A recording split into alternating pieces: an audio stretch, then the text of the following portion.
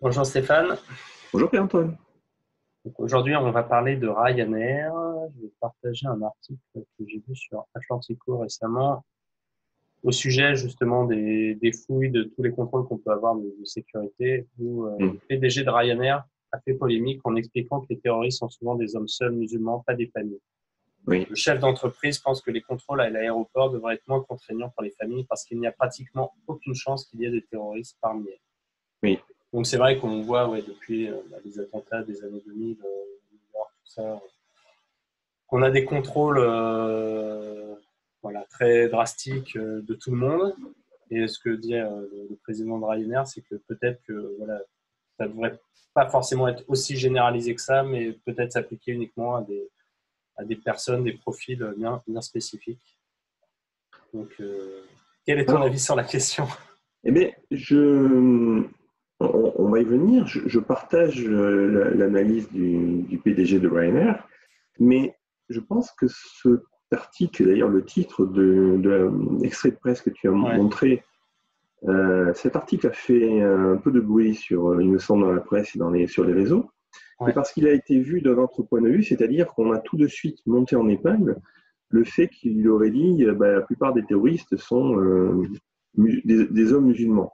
Donc tout le monde a vu ce point de vue-là, je paraphrase, hein. Tout ouais. le monde a vu ce point de vue-là et s'est offusqué de ce point de vue-là, alors que en fait Oui, c'est.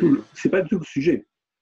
Et le sujet c'est il y a un problème fondamental sur les contrôles de sécurité en aéroport. Voilà. Les faits sont que quand il y a, les faits statistiques sont que quand il y a du terrorisme ou qu'il y a des gens qui sont contrôlés positifs, ils sont plutôt en majorité du type de profil qu'il a identifié, mais c'est juste un fait. Oui, Toi, c'est là où il y a une oui, nuance. c'est un fait, c'est C'est ce un qui est fait. arrivé. Voilà, ça pourrait changer. Peut-être que demain, il y aura Des des enfants, des voilà, femmes, mais ok, bon, et quelque part, c'est pour ça qu'on fait des contrôles à l'aéroport, ok. Mais son sujet, c'est pas les musulmans, son sujet, c'est les contrôles en aéroport sont problématiques au sens qu'ils sont extrêmement lourds. ouais. Pour un PDG de compagnie aérienne, je suppose qu'il contribue à nuire au Ouais, ça business. marche. Ouais. Voilà, non, parce que ce sont des taxes. Ouais, Mais de mais au façon, final, les gens, ils sont moins incités à prendre des voyages parce voilà, que ça coûte trop cher avec exactement. les taxes. Donc, C'est ça, oui, exactement. oui. Non, mais C'est je vois ce ça, que tu veux dire, mais c'est que ça réduit c'est ça. Ça réduit son l'envie business. de, voilà, c'est que même moi, tu vois, je pourrais faire des voyages, mais c'est vrai que je me dis à chaque fois, quand j'ai le choix, je me dis, bon, l'avion, Oui, c'est quand même 250 galère balles avec les enfants, faire bien le sûr, contrôle, ça dure des heures, tout c'est ça. ça, Je vais peut-être prendre ma exactement. voiture à la place. C'est exactement le point, c'est que ça nuit à son business au moins de deux façons. Ça rend les coûts supérieurs et sur des coûts sur lesquels il n'a pas la main, il ne peut rien faire. Donc il est embêté par rapport à ça. Et effectivement, ça crée des temps en aéroport pour accéder à l'aéroport et lors des correspondants, parce qu'il y a pas mal d'aéroports Ouais. qui font.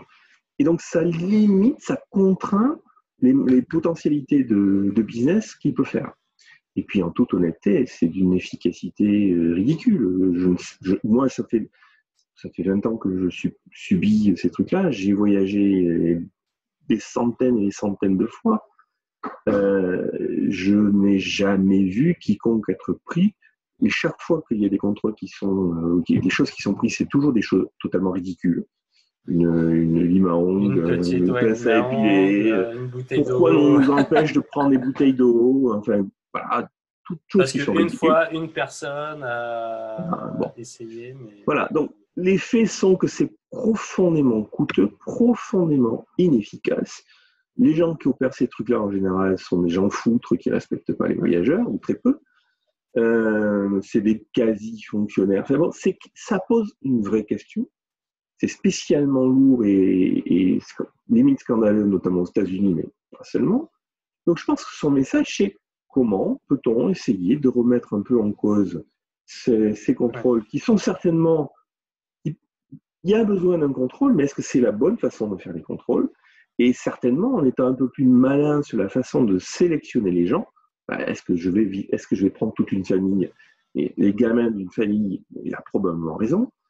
En tout cas, il pose une bonne question. Et moi, ce qui m'a halluciné, c'est personne n'a débattu de ça, vraiment. Tout le monde a vu, ah, c'est un méchant, Ryanair, c'est Et un parce que méchant. ça va à l'encontre, parce qu'en fait, le fait de faire du contrôle, du profilage, c'est de la discrimination quelque part. Donc ça va à l'encontre de l'idéologie de anti-discrimination, tout le monde il est égaux, tout le monde est pareil, il n'y a pas de différence. Donc Oui, on mais n'a tu sais ce pas que à ça veut dire? choisir les gens. C'est ça en fait, c'est que Tu as raison, ce qu'il dit, tu as c'est que raison. enfin, ça va à l'encontre, c'est qu'il faut discriminer les gens et dire, par exemple, une famille avec 2 enfants, on ne va pas Mais les contrôler. ça veut dire Parce que que quand ça veut dire que si dans un pays ou sur un aéroport, il y a un terroriste potentiel ou réel qui passe, mettons, un par an, déjà pas mal, tu vois.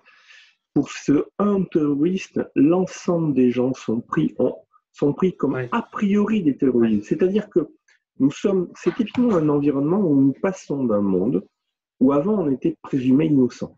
Et là, on est oui, présumé coupable. coupable.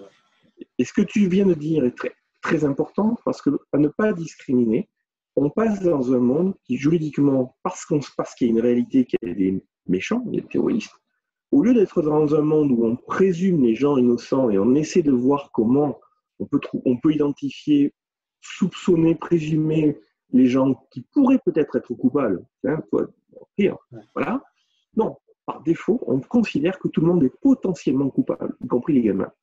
Et c'est bien la réalité que nous connaissons dans les aéroports, et c'est absolument scandaleux, parce que pour le moment, on le fait dans les aéroports, on imagine qu'on le généralise. Pourquoi c'est un peu ce qui se passe quand on prend une voiture d'ailleurs. Hein. Les radars, c'est exactement ça. On se fait systématiquement contrôler. Les flics te contrôlent systématiquement. On passe progressivement, domaine après domaine, dans un monde où nous sommes considérés comme a priori coupables et non pas présumés innocents. Et ça, excuse-moi, mais pourquoi c'est important?